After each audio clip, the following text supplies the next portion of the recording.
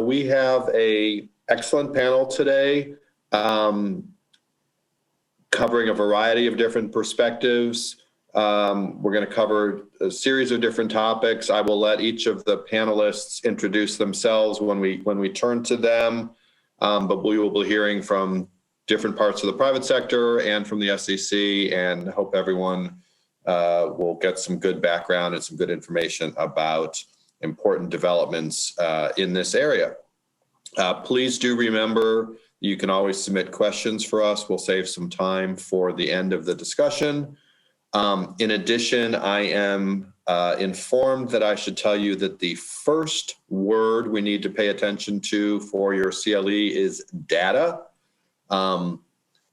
We're going to be talking about cybersecurity breaches. I suspect it might be sometimes easy to guess what these passwords are going to be for CLE codes. Data would not be a crazy one to guess for a privacy session, but none of us on the panel were selecting that. So let me start off. I'm going to give a little bit of a sort of stage setting for where we are with privacy law at this point in time. There is a tremendous amount of activity.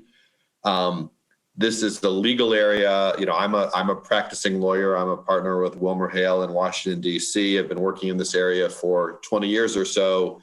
When I started out in it, the area was relatively limited, relatively small number of laws and regulations. What we've seen in the last, couple of years is almost an annual seismic shift in privacy law. And so it's becoming a much more challenging issue. It's becoming an issue that affects more and more companies. I can now represent, when I go out and give speeches to broader audiences, that basically this is an issue that affects any company anywhere in the world that has either employees or customers. Where we are at this point is we are having a more active debate on privacy, national privacy law, than at any point than we've had really in the modern era of privacy activity. And I trace that back to sort of the mid-90s when we started to see technology and privacy law developments. That is driven by a variety of different issues, driven by GDPR in Europe, driven by CCPA. We'll talk a little bit about it in California, the California Consumer Privacy Act, driven by a large range of data breaches of increasingly large magnitude, and a variety of other sort of what I would consider privacy scandals in terms of concern and attention to particular kinds of data uses. I think we are still a long way away from having a national privacy law, but there's been progress and there's some clear concepts developing for that law. There's also, this will be relevant for some of the larger companies with an international presence. There's increasing turmoil in the international environment because U.S. laws, both on privacy and on government access to data, are not necessarily consistent with the approach in other countries. We do expect additional state law developments. Those have been a little slower to develop than many of us thought, although as I was preparing for this presentation starting a couple of weeks ago, the world has changed on that in the last couple of weeks. And so we're seeing a tremendous amount of activity very recently. One of the major issues for the broadly defined financial services industry, I wanted to sort of flag this as we go through today's discussion, is whether a new national privacy law will preserve the approach for industries that are covered by law today. That's mainly, although not exclusively, financial services and healthcare. That is a big ongoing issue, and it's affecting a lot of the debate. We should go, by the way, we have a small number of slides, but let's make sure there should be a slide advanced at this point. Let's go to the next one, please. No, I'm sorry, one back. My apologies. Yeah, let's keep on this. So let me mention just quickly the impact of COVID-19 on this legislative debate. Obviously, COVID slowed down the debate at both the state and federal level. The other thing it has done substantively, it has highlighted some of the gaps in existing mainly U.S. privacy law, particularly law related to employees. As employers were figuring out what kind of information they could collect about employees, what kind of information they could share about positive tests. Now we're moving on to vaccine passports and other kinds of test information. It's a big gap in the law today, and that's been highlighted as more and more companies have been looking at those issues, but have been finding very little legal guidance. It has also added another complication to the privacy law debate. Usually, and think about this in the financial services context, you have a consumer and a financial services company, and the laws deal with the relationship between those two. What we are learning with COVID is that there increasingly are other people who have an interest in your personal data. So if you are a co-worker of somebody who has tested positive, if there are guests in a hotel, if there are passengers on an airplane, those other people have an interest in your personal data, and we don't really have a good way in current law to be thinking about that and to be dealing with those issues. So that's some background. It's coloring the debate at both the state and the federal level. Mainly, it's just highlighting gaps in existing law today. At the state level, the first major law was the California Consumer Privacy Act. That went into effect, it seems like 100 years ago, but it was only January 1st, 2020. That law has been amended a number of times since it was passed, and now there is a referendum in California that is superimposed on top of CCPA. Lots of complications. I'm not going to go into a lot of detail about the specifics of that, although if there are particular questions, I'm happy to take those later. The big question coming out of the California law is what was going to happen next. If California became its own thing and other states did not follow, that's a different set of issues and some complications for companies, but not really a major, sort of a medium level issue. We are now seeing more and more states start to look at passing laws. We now have the second significant privacy law at the state level in the state of Virginia that's been passed just in the last few days, passed very quickly. I think the key issue to pay attention to with Virginia, is whether Virginia in fact kicks off other states, becomes a motivator for other states who found the California process just different from their process and found the substance of the California law not necessarily something they want to adapt. So we're going to watch Virginia. We're seeing movement in Washington and Oklahoma and Florida and Utah. So there's lots of activity. We're going to be watching that. One of the developments to pay attention to at the state level, and this is, I'm going to use an example from the healthcare industry, but we're going to see similar implications for the financial services industry because of the existing law.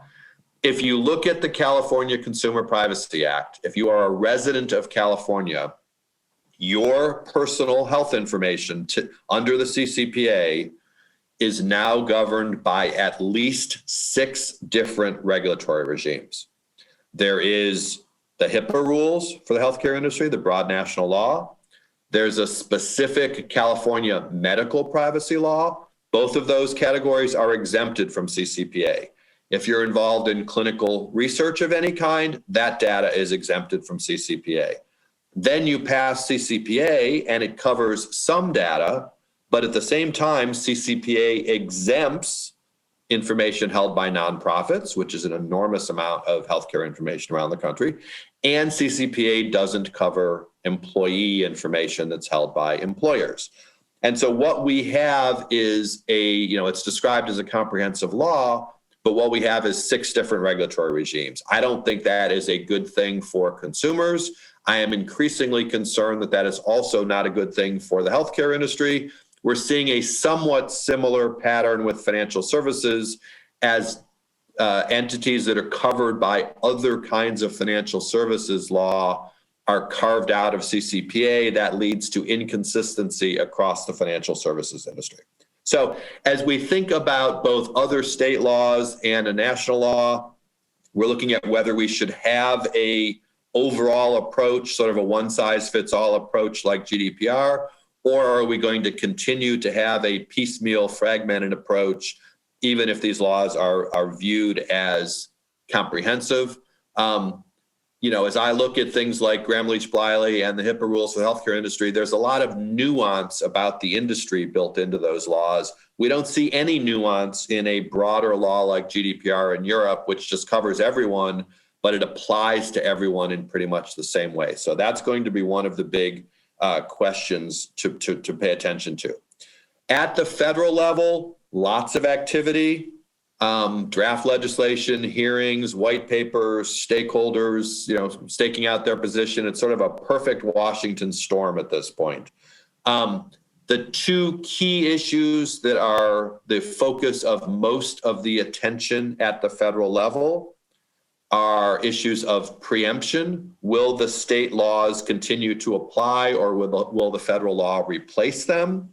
And second, will there be a private cause of action for violations of this law? Those are very important issues. We don't have a resolution on them yet. My concern is that those two issues are dominating so much of the discussion that we're not paying enough attention to the other issues, and that there are a variety of other important issues that aren't getting enough attention. Couple of things to watch for both at the state and federal level. As states start to move forward with their own laws, will those laws in fact look anything like the California law? The Virginia law is somewhat a little bit similar to California, but it's not really the same law.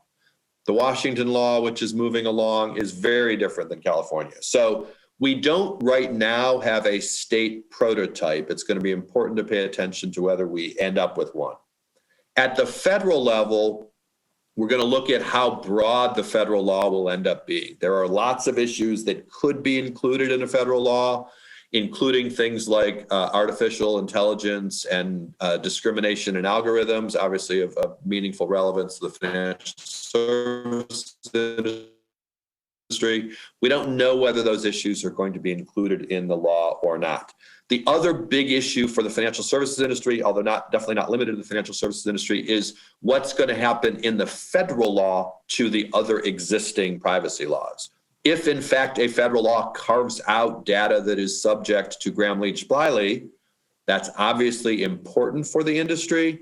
For an industry audience, I can say this: I want your industry to be paying attention to this issue. I believe that Congress will figure out at some point during this debate that approach will leave financial services customers with less protection than all other consumers in other areas, and that therefore they may re-examine whether these existing federal laws will continue to apply. Let me just quickly give you sort of my prediction, and then I will turn it over to Keith for the next session.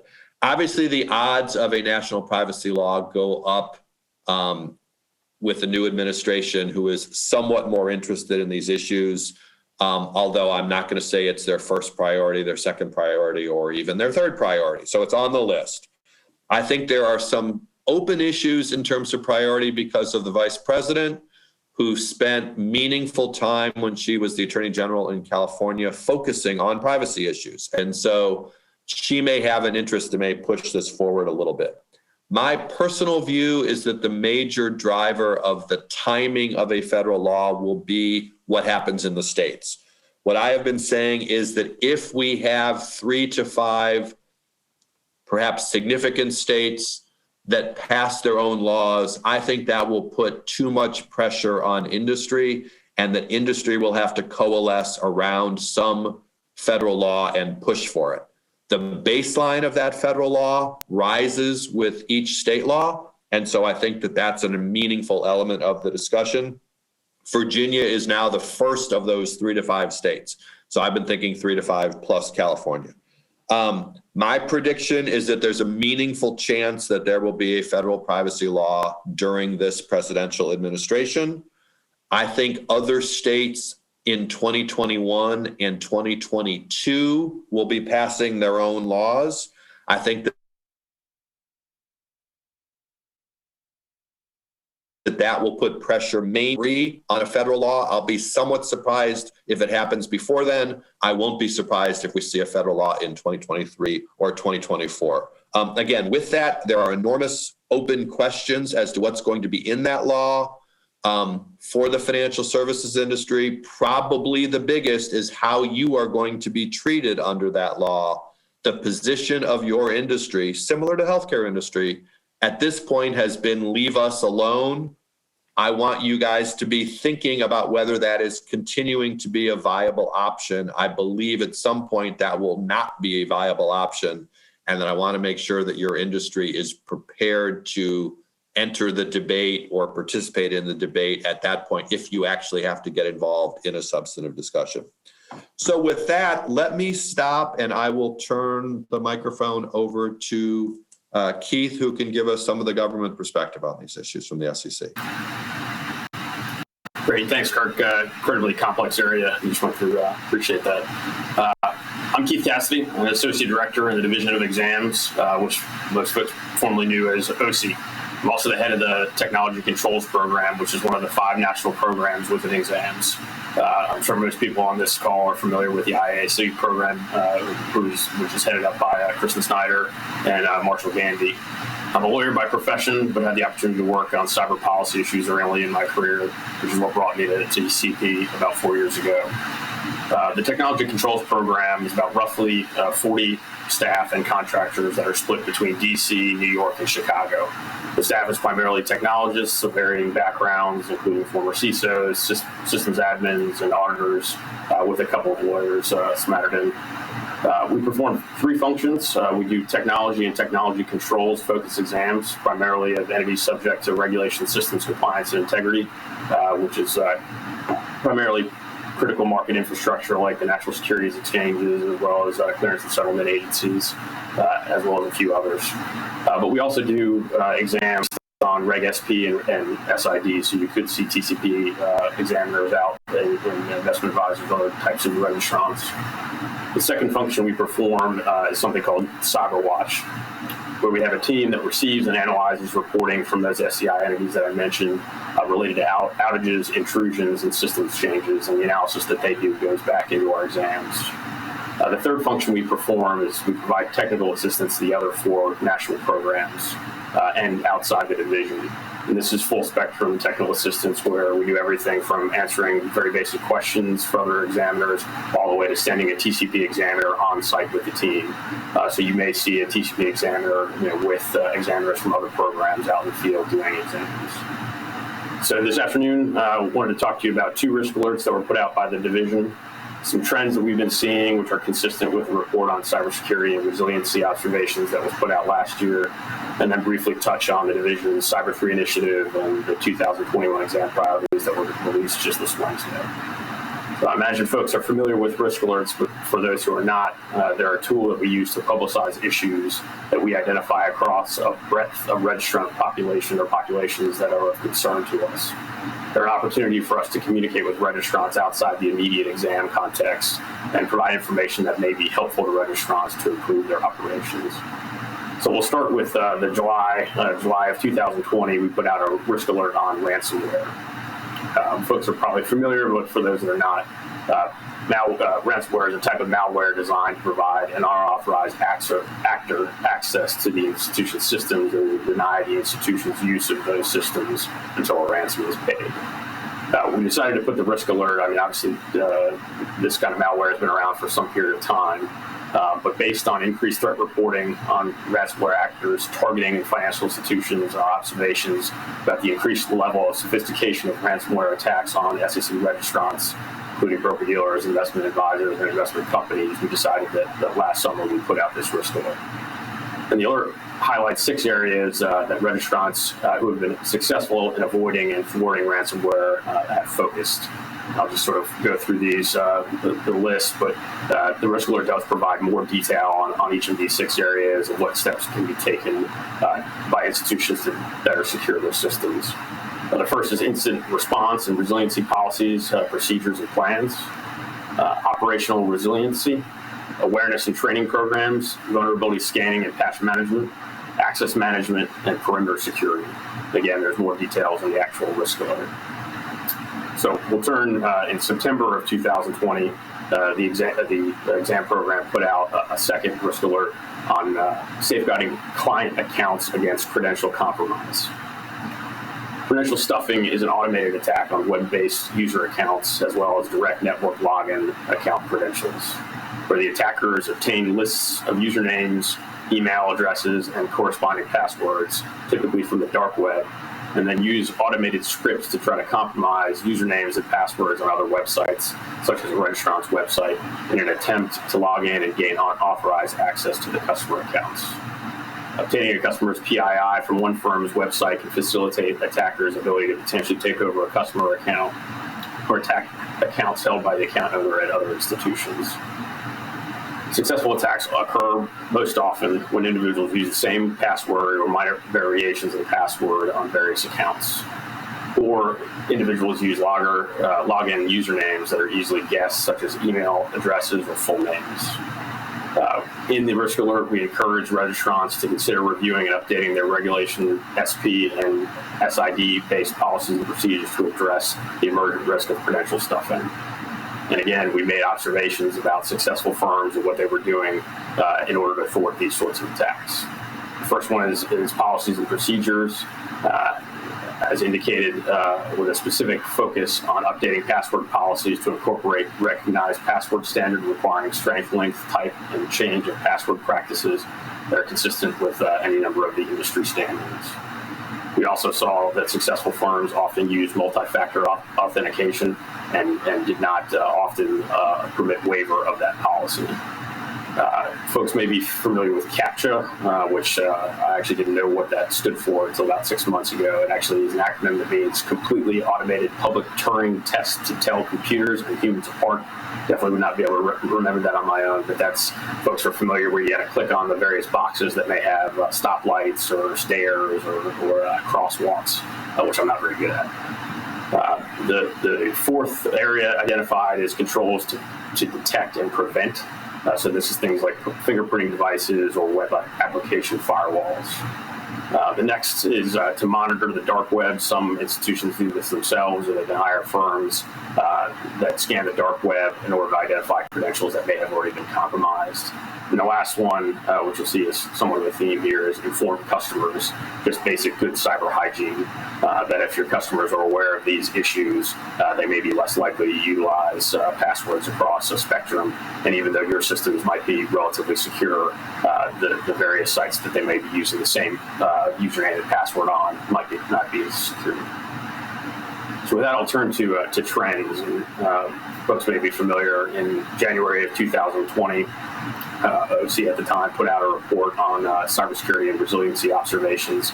And so based on thousands of examinations, we observed various industry practices and approaches to managing and combating cybersecurity risk and the maintenance and enhancement of operational resiliency.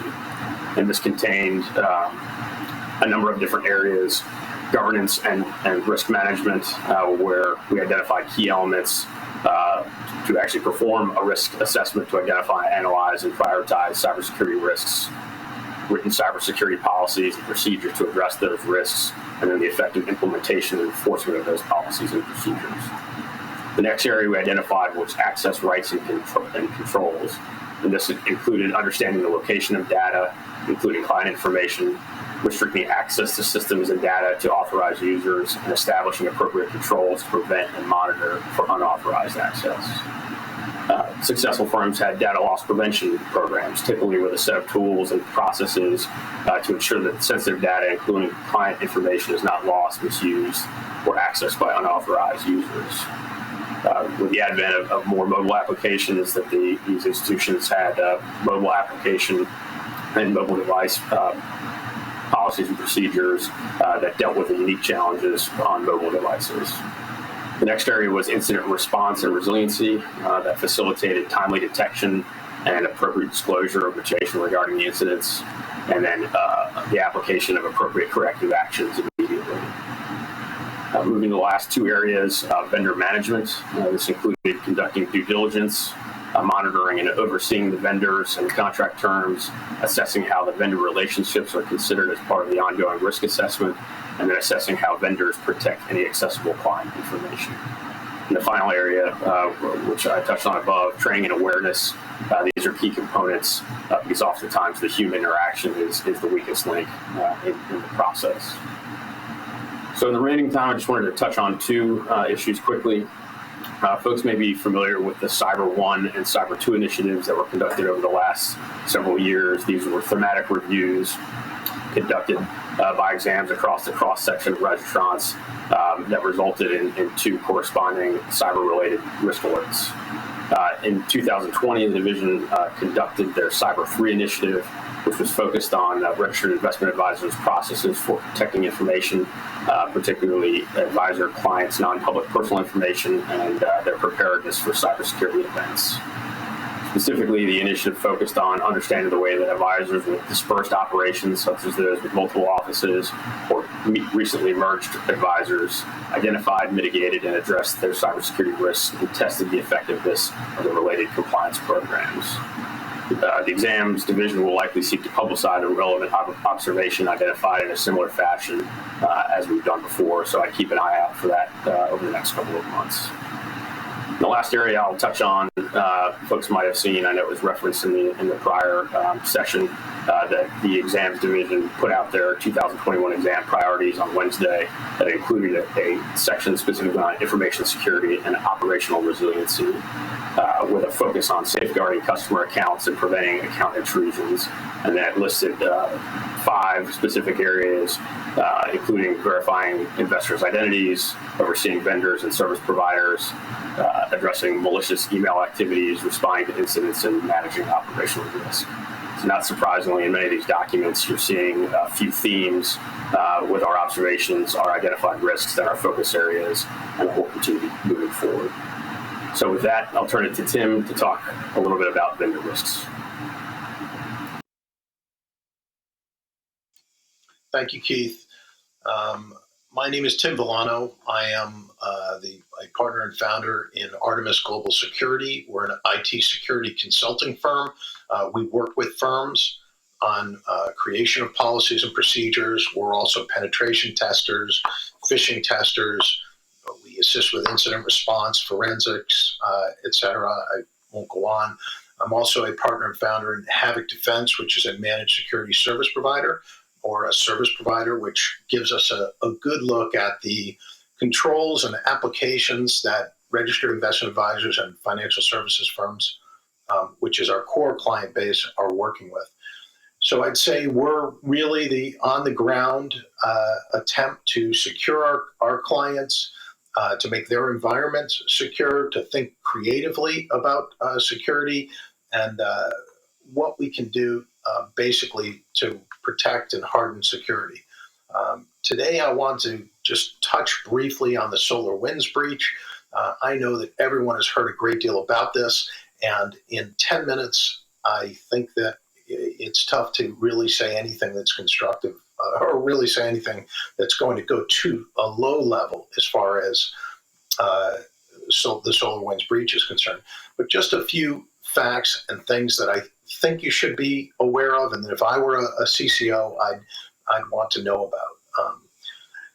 So the first thing is, we know that this was a supply chain breach that was executed by state actors and was conducted on what I would say is a very lengthy or professional time frame. If you take a look at what actually happened back in September 2019, it appears that SolarWinds was breached, and ultimately a build server was breached, and clients who utilize SolarWinds Orion, which is a network and environment management tool, so a central management tool for networks, were subject to an attack where they downloaded an update to Orion, and that update to Orion provided access.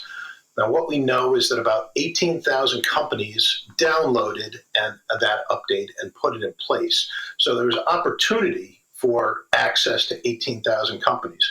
But what we really know about at this point, and what we're seeing in forensics, is that we're talking about more in the number of hundreds of companies that were actually breached in a secondary process. So from September 2019, that was the initial access to SolarWinds and the injection in their application installation code. it wasn't until May of 2020 that after that software was downloaded, there was actually evidence of hands-on attacks and secondary activity. So, very patient timetable. And I'll just mention at this point that most of the time we see adversaries on networks, they're very clumsy with that process. They move too quickly. They access an email account, they turn around, and they immediately attempt fraud in a clumsy manner. So again, timetable belies sophistication here. Also, in June of 2020, if we look out on the timetable, the adversaries actually removed their malware from the SolarWinds build environment. So ensuing updates would actually fix the access point that was downloaded to the 18,000 companies. In other words, this was sort of an attempt to cover their tracks. And what we've seen in the attack is that in the secondary process is that the adversaries are very interested in IT security personnel, in gaining access to specific accounts, in using those accounts for privilege escalation and gaining a greater degree of control in the network, moving laterally among resources. So more and more is being learned every day about what really took place as far as secondary activity is concerned. And remarkably, I think there is some good news we can talk about here, which is it doesn't appear that the exfiltration of personal identifiable information, which, as you know, the SEC and working in this industry would be quite concerned with. So it does not appear that financial services firms specifically were targeted.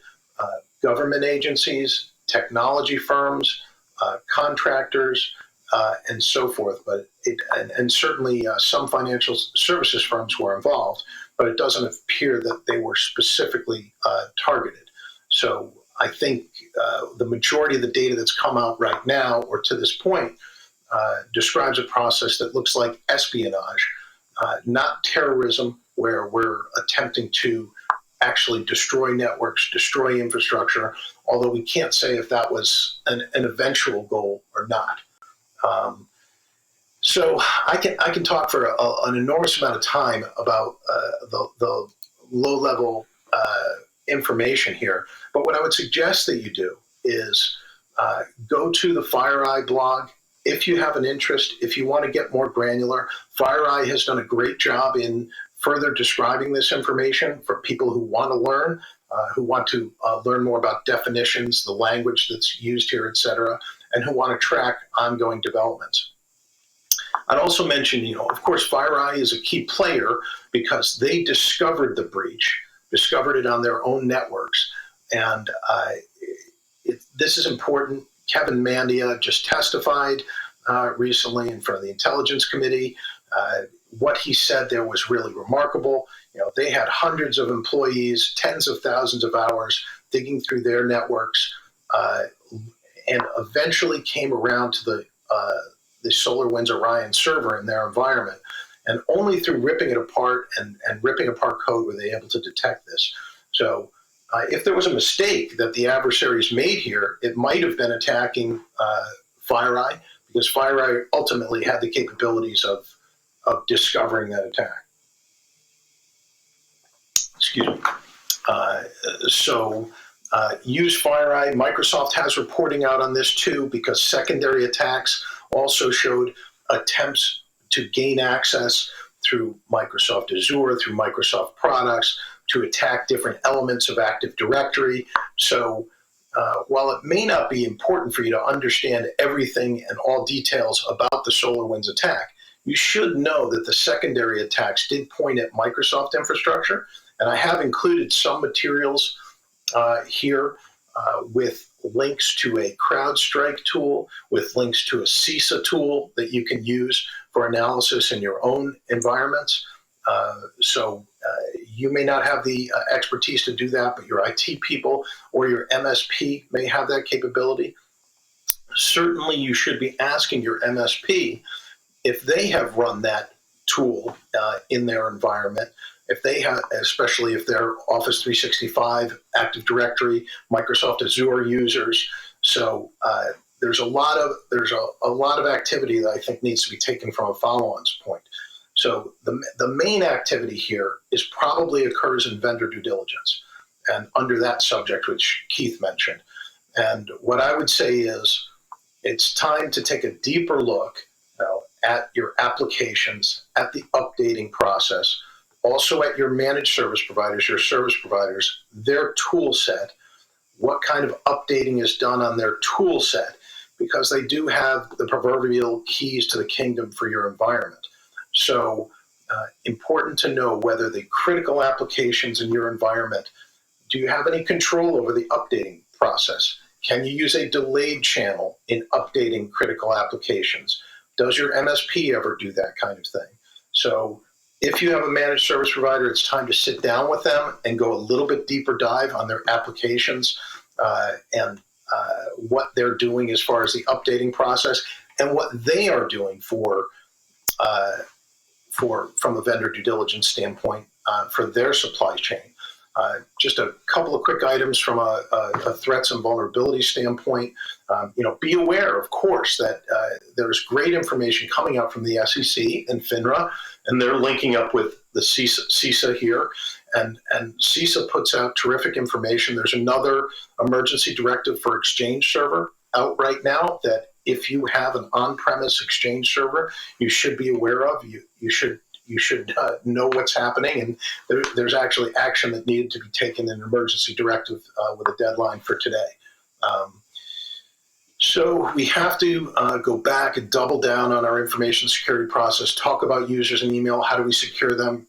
How do we secure them from ransomware? Does the tool set that you use, is it ransomware resistant in some way or form? Your antivirus, it's very important. And I also, final point from the standpoint of what we might want to consider, it's time to move beyond basic security controls and consider whether or not we can add some threat hunting capability to our networks, some visibility into our networks. And that's really the one of the lessons of SolarWinds is that not many people had that kind of visibility or detection capability. And I do have one question I want to address real quickly. It's true, this breach or the access point with SolarWinds Orion, it has not affected the other products of SolarWinds. And I don't want to, and we are not throwing a knife at SolarWinds, and that's based on experience here. What you should know is that oftentimes after breach, companies, crank down their security and become better actors out there. And I think we can say that's probably happened with SolarWinds. So we have plenty of clients who use who see and who use their other tools from SolarWinds, and there's no indication of either Enable or N-Central or their other products being caught up in this breach at this point. So that's all I have at this time. Please, I would encourage everyone to receive the SEC alerts. I think the SEC has done a great job with those in communicating information. They've protected a lot of people out here, and I hope that the SEC is not going to bring the hammer too hard as far as deficiency and enforcement is concerned here, because we need good collaboration from these financial services companies. We need them, we need to work closely with the SEC and other agencies, collaborate as far as sharing information is concerned. Thank you very much.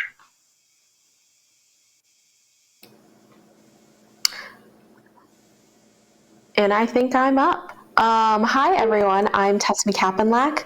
I am a privacy associate at OneTrust. We provide a platform to help companies fulfill their obligations with regard to privacy, security, and governance regulations. So we've heard a lot about new regulations coming in from all directions in all fields, as well as various privacy laws. And that's all good and well, but now businesses are constantly asking, what exactly do we do about this? There are so many different laws that are going through with slightly different, but just different enough requirements. How are we supposed to fulfill our obligations with all of them? So a few practical tips. We'll run through some strategies and some of my favorite resources. The number one practical tip that I hear through all of these Zoom webinars is get a data map, get a data inventory. Know what information you have and where it is moving within your business. Why do you have it? How long do you have it? These play into a variety of regulations. For example, if a regulation requires data minimization and purpose limitation, you want to make sure that you are collecting the least amount of data possible and using it only for the purposes that are stated. If a regulation has a retention limit, you need to take a look at that map and make sure that, not only are you deleting information when that retention period is up, but you need to take a look at all of the departments within your organization that data touches and sit down with them and discuss what your data retention policy should be. Because while you might think you only need that information for 2 or 3 months, another department may have other obligations or needs that may extend that to, say, 6 months. So by understanding all of the places that this data is going within your organization, it gives you a better sense of whether or not you're fulfilling your obligations.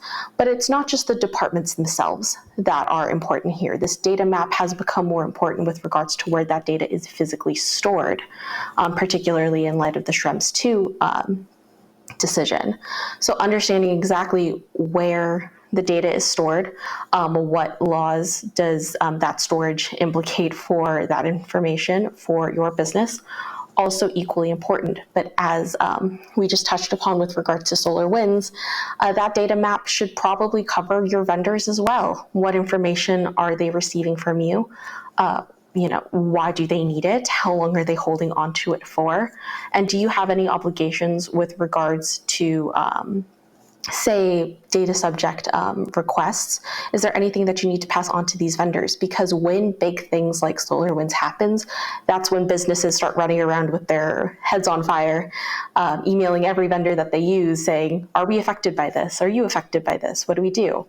So by understanding exactly what information your vendors hold, and knowing exactly who those vendors are can play a really big role in your obligations and in ensuring that you are truly living up to your word to regulators as well as to your customers. Privacy, a big part of the reason that we keep talking about this is because it is not just important now to regulators and to privacy professionals, but it has become a lot more important to our customers and our clients. They're asking real questions about how much information they hold and what exactly we're doing with it. So by having a data map and being able to break that down into business purposes, vendor use, and into something that a consumer could actually digest, can be incredibly important. And I would say that is one of the biggest tools that a privacy program can build upon. Another big tip that I would say is integrate privacy from the start. When you are building new departments, if you build products or services, once that project gets started, integrate privacy from the start. Talk with your privacy professionals. A lot of people say just because we can do this doesn't necessarily mean that we should. And a privacy department or a privacy program can help determine, no, it's not even a matter of we can do this, we can't legally. This is not a great idea. But also in building that trust with consumers and clients, just because we can do this doesn't mean that it is a great idea. It presents a lot of different problems for our privacy values as a company, and this may not be something that we want to pursue.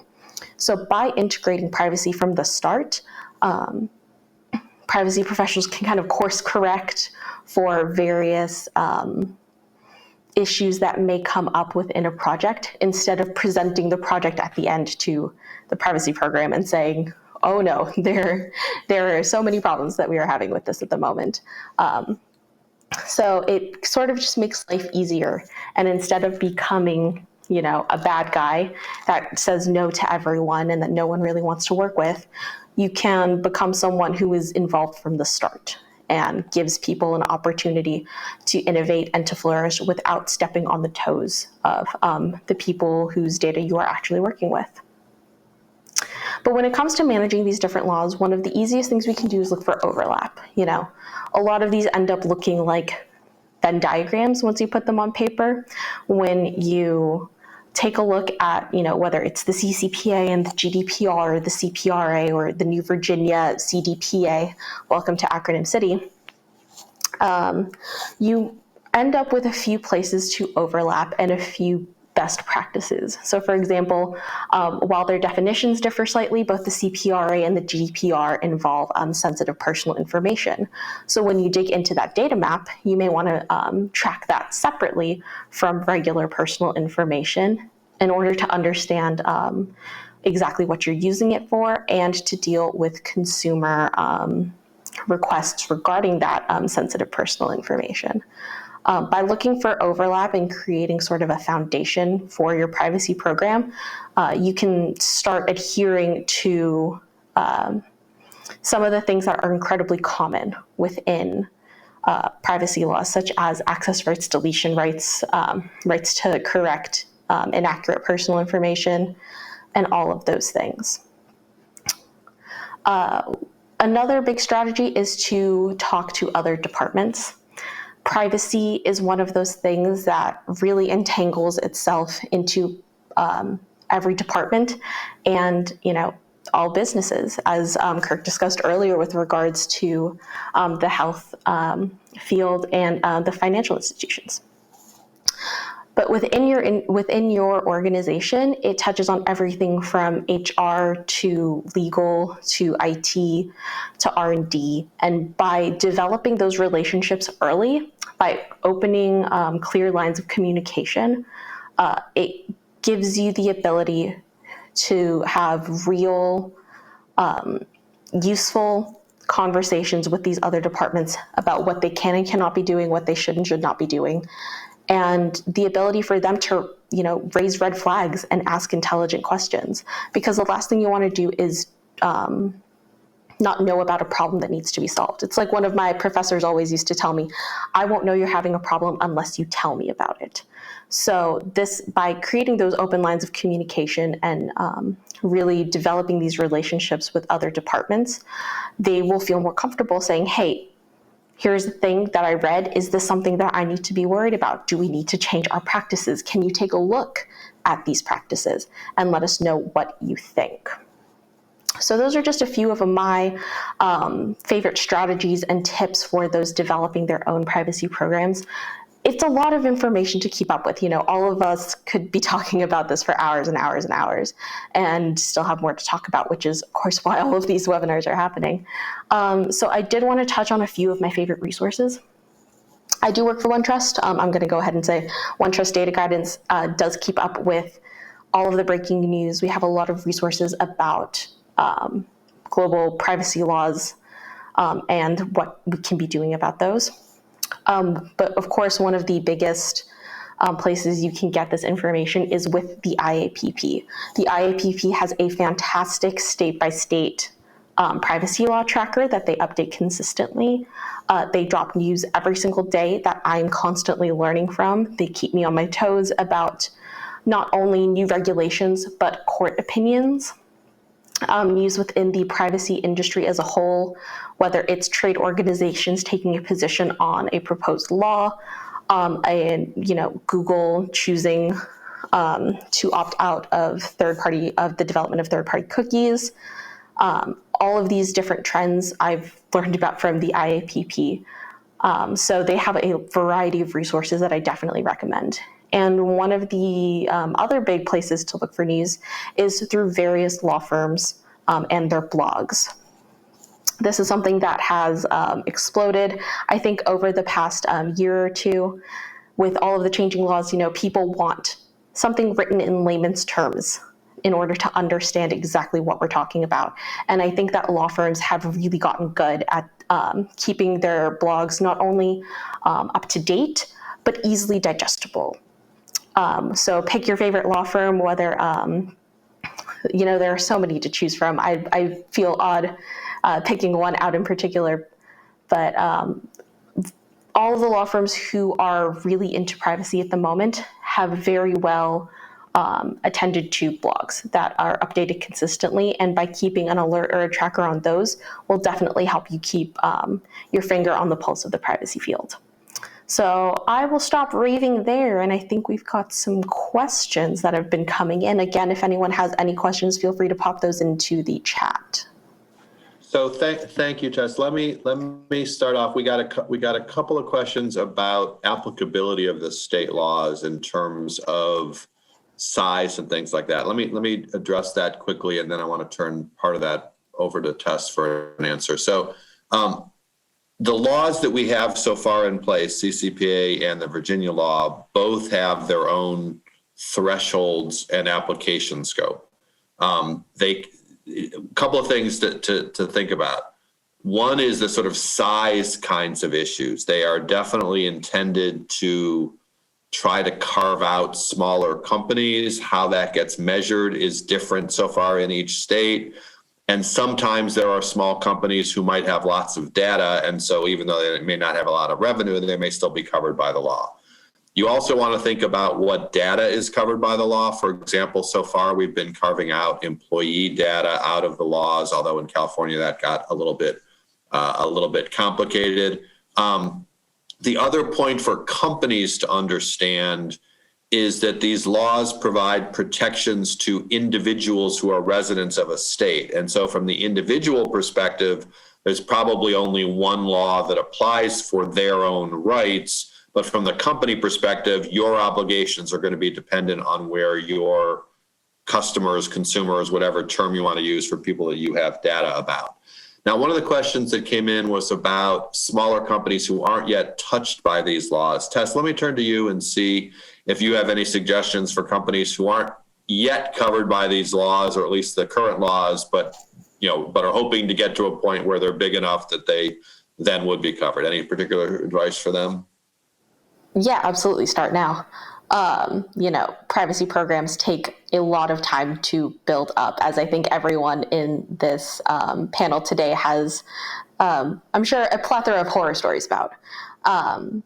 But start now. I would say look at what laws might apply to you and maybe start implementing those. Just because you're not covered by this law doesn't mean you can't start following it.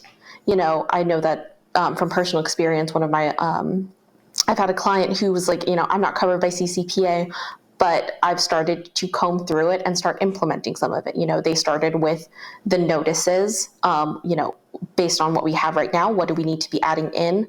What do we need to be building on the back end in order to follow through with all of these obligations? So definitely start now, start breaking it down now, because these are things that will take time to implement. And these discussions will not only touch on the privacy program, it will touch on your engineers, HR, IT, legal. So the sooner you can have those discussions and start building and give yourself a really long runway to build that program, the better. Great, thank you, Tess. Before I turn over to the next question, let me just mention the second CLE word. I know you will all be astonished at what it is. It is to data, number 2 in front of data. Tim, let me go to you for the next question, which is sort of a variation on what Tess just addressed, which is there are not only a growing number of laws dealing with information security, but there's an enormous number of different standards that are coming out. What's your advice to companies for, how do they deal with the fact that there are now, I'm going to make up a number, but 37 different standards that are out there for how to do information security? What are your suggestions on how to handle that?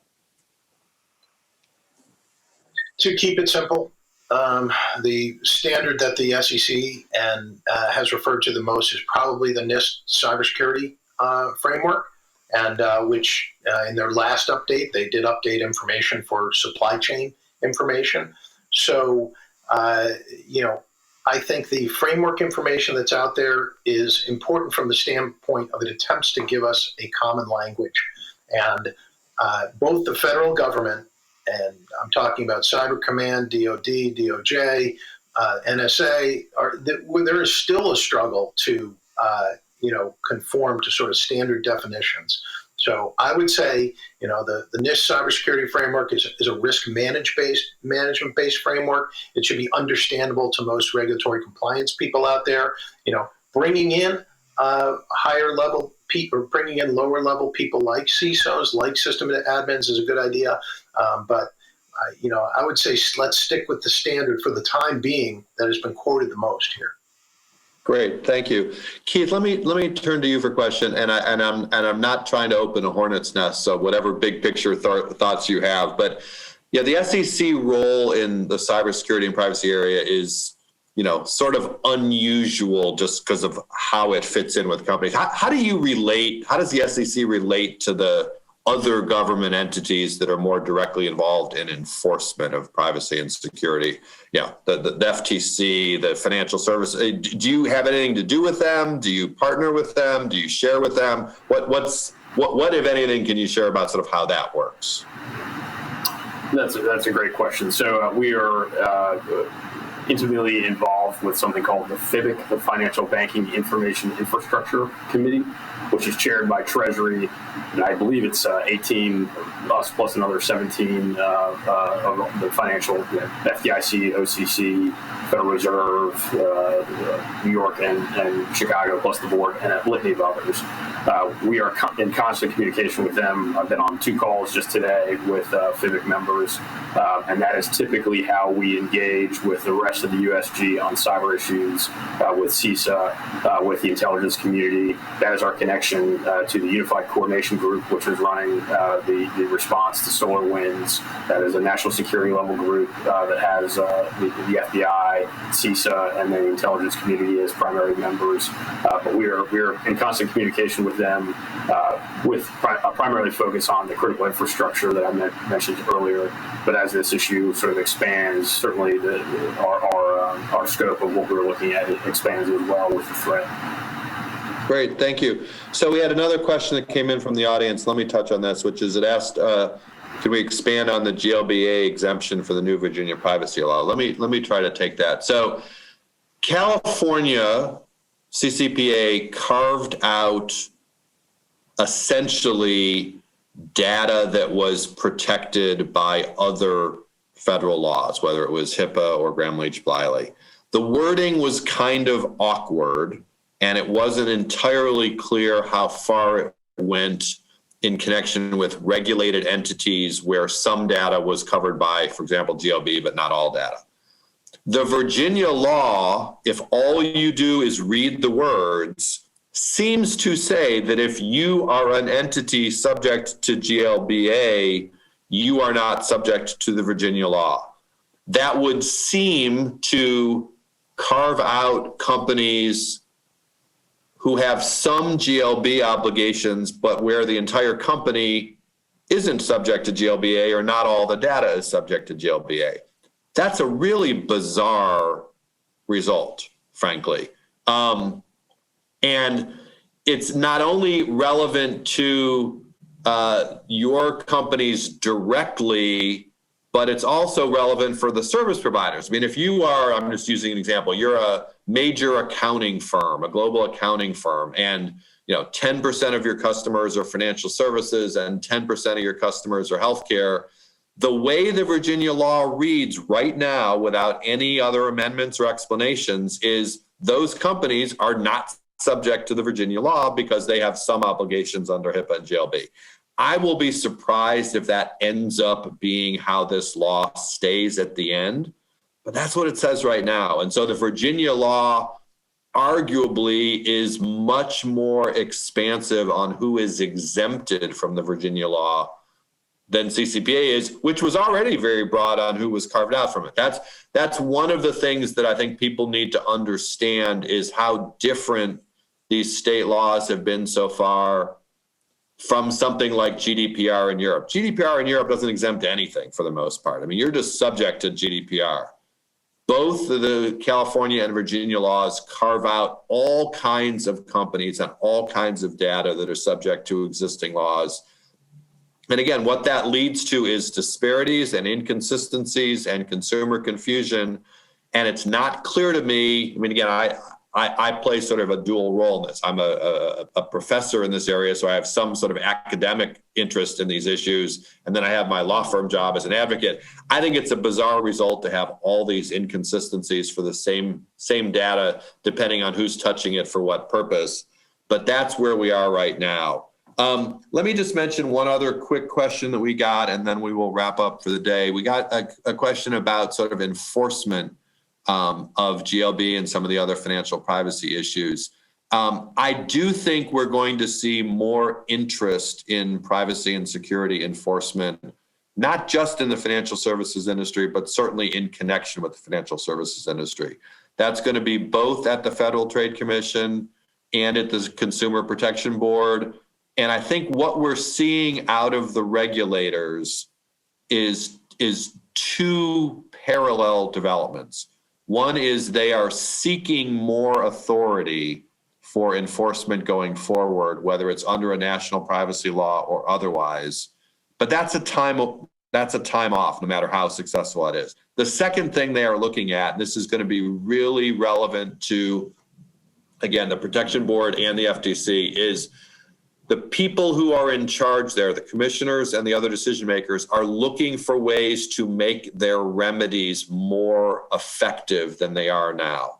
The FTC, for example, historically has not been able to fine people for most privacy and security regulations.